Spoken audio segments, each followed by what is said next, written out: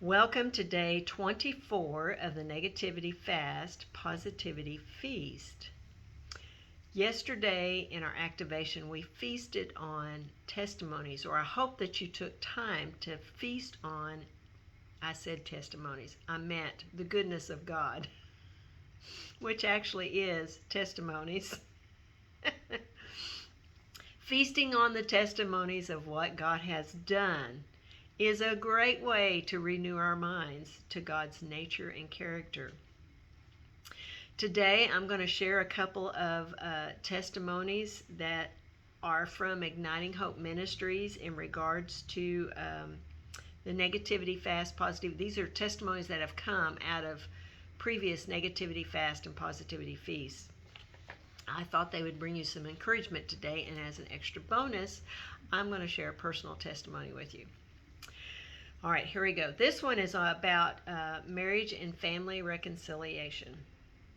It says, I have an amazing testimony from last year when I participated in this fast/feast with a Bible study group. My husband and I were separated and on the brink of divorce due to issues we were having with our son, a college student, for several years. I spoke the declarations daily, and I believed in my heart that God would restore our marriage of 17 years. He did. And now we are leading a Bible study that God has been blessing. I have also had opportunities to help others going through similar circumstances. Our son has returned to the Lord, awesome, and graduated from college. God is so amazing. Thanks for all you do, and know you are making a difference. Wow, what a powerful testimony. And then this one is called Hope Restored. I recently prayed with a lady for healing from diabetes at an outreach event. The swelling in her hands went down, and she was able to put on her wedding and engagement rings for the first time in a long time. I could tell her identity was her illness, and the past hurts in her life and her speech reflected that. I talked with her for quite a while, and she seemed to be hungry for what I was saying. She gave me her email address, and I promised to send her some materials to help her be transformed by the renewal of her mind. I told her Steve's testimony, gave her the Igniting Hope website, and sent her some of the Negativity Fast emails. She later asked if we could meet up again, as she was using the materials and she wanted more input. We met yesterday, and I was delighted to see her appearance as she came through the door. She was beaming. The heaviness and sadness were gone. She was full of hope and expectation of good for the future. It was a miraculous transformation in a very short time, as she had diligently replaced lies with the truth of God's Word. I love what you do, bringing hope and joy to the nations. Wow, wow, wow. That is such a great testimony. I could speak even in my own life of how much God has changed me since I started this journey about, I'm thinking 7, 8, almost 10 years ago now. Wow. I started thinking about it. It's like, it's been a while. But it's kind of like when you make a life change in your health. You don't just diet for a short period of time, which you can diet for a short period of time to get some expected results. But if you really want to change a habit, you have to intentionally, it's actually a lifestyle change. And it's the same way with renewing our minds. It's not something we ever quit doing. We stay intentional, and we continue renewing our minds, because the truth is, we get bombarded every day with lies, with opportunities to believe lies or believe truth. And I'm here to tell you, I still get suckered in sometimes to that little voice that wants to tell me, did God really say? Or the voice that says, see, you shouldn't have done that. Or, what were you thinking? So it's just we have to be intentional with renewing our minds and being aware of how easily we can be duped. So, a testimony I wanted to share with you is one um, about my husband, um, and the Lord caused me to encounter a woman. I need to back up just a little more. Hopefully, this won't be a long one. But my parents, my dad is a minister, a pastor, and he had accepted a position of pastoring a church in Kihei, Maui, Hawaii. This was several years ago, back in the early 1990s. So that's how long ago it's been. But anyway, he he accepted a pastorate. My dad had never been outside the continental United States, but my parents, when they decided to accept this call to the ministry there, um, they knew that if they couldn't just go in view of a call, if you will. They needed to make up their minds before they even went whether or not they were going to say yes, because of the expense involved in travel. But anyway, long story short, I said I was going to keep this short. So my parents go. Well, at that time in my life, my mother was basically my best friend. We would have lunch nearly every day. She'd come over when we would get our lunch break at work. We would go to my house and we would have lunch and we talked and anyway. So my mother realized that I was going to have a big void in my life with my parents leaving, and so she began praying for me to have a friend. I encountered a woman who belonged to Well of Life Church, and she introduced me to Well of Life Church. I'd never been to this type of church before. I'd always been in a Baptist church my entire life. Was born and raised in a Southern Baptist denomination. The lineage on my dad's side of the family goes back generations of either pastors, uh, deacons, laymen, missionaries. I mean, yes.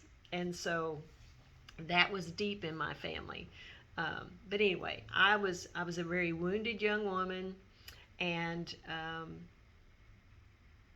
needed some emotional healing. I was divorced and remarried, and as much as I loved my husband, there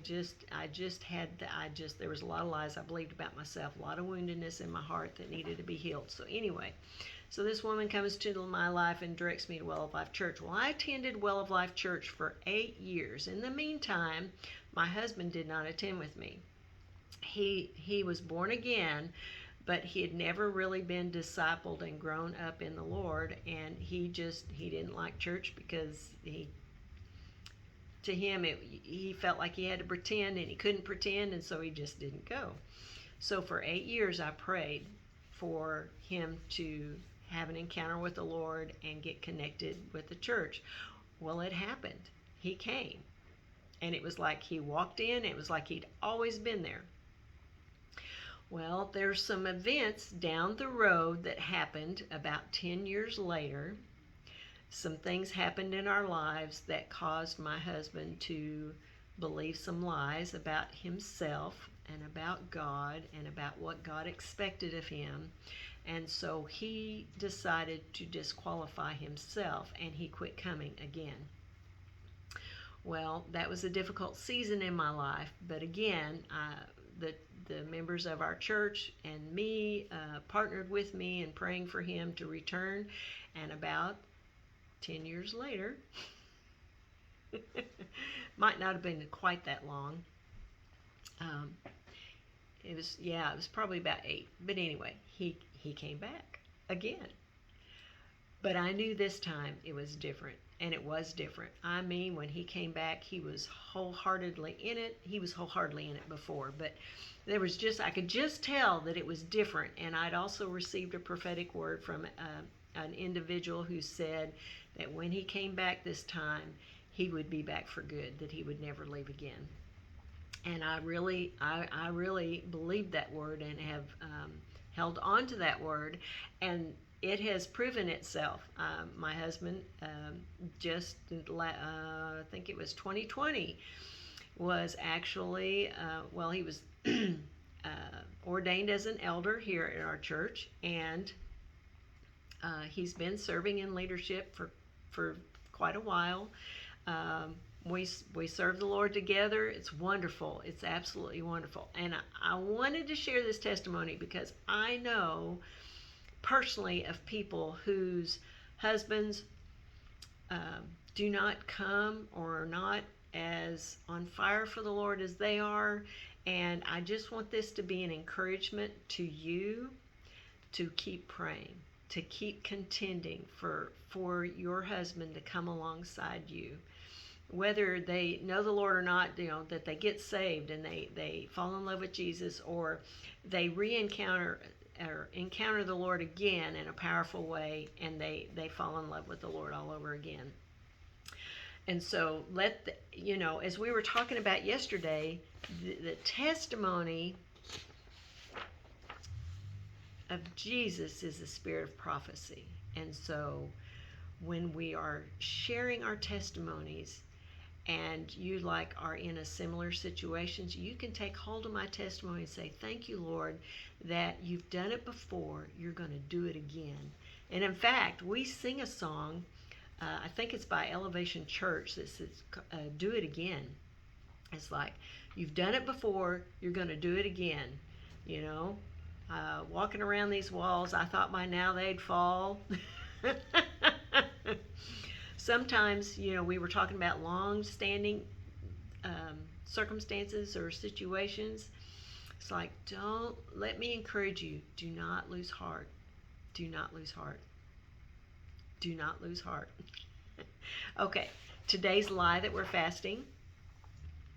God is not good, especially to me, and he's in a bad mood. What did we talk about yesterday? He is good, right? So today's truth that to feast on is every good and perfect gift is from above, coming down from the Father of heavenly lights, who does not change like shifting shadows. Wow. That's actually out of James 1:17. That would be a good one for you to go chew on today. God's truth. Every good and perfect gift is from above, coming down from the Father of heavenly lights, who does not change like shifting shadows. Wow. Okay. So, as we're reflecting on these testimonies I shared, what do they reveal to you about the nature and character of God? The root of the word testimony in Hebrew means do it again. In what ways do you want to see God do it again? Maybe it's this situation of your husband coming back to the Lord, or your wife coming back to the Lord, or your kids coming back to the Lord. Or maybe it's like what I shared in the testimony of the woman whose marriage was restored. Or maybe just that you need your hope restored. Okay? So these testimonies are changing the atmosphere. Our words are going out because they have life, and they're saying, God, do it again. Okay.